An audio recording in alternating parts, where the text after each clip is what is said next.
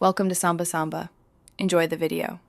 In this video, I will explain how to connect an off-grid solar system. First, gather your essential components: solar panels, a charge controller, a battery bank, and an inverter.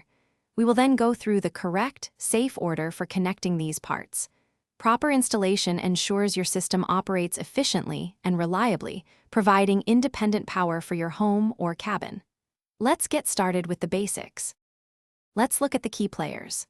Solar panels capture sunlight, generating direct current, or DC, electricity. This DC power then flows to a charge controller, which intelligently manages the charging of your battery bank. The batteries are crucial, storing energy for nighttime or cloudy days. Finally, an inverter transforms the battery's DC power into alternating current, or AC, which is what most household appliances use. The connection order is vital for safety and functionality. Begin by connecting your solar panels to the charge controller. Next, connect the charge controller to your battery bank, ensuring correct polarity. After that, connect the inverter to the battery bank.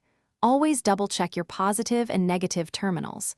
Lastly, connect your household loads, like lights and appliances, to the inverter. This sequence prevents damage and ensures a smooth power flow.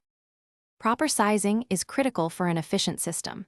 Calculate your total daily energy consumption in watt-hours to determine your panel and battery needs. Aim for a battery bank that can store at least 2 to 3 days of power. For safety, always use appropriately sized wires and fuses to prevent electrical hazards. Remember to disconnect all power sources before performing any maintenance or adjustments to your system. Stay safe and enjoy your off-grid power. Thanks for watching. Consider subscribing if we helped you.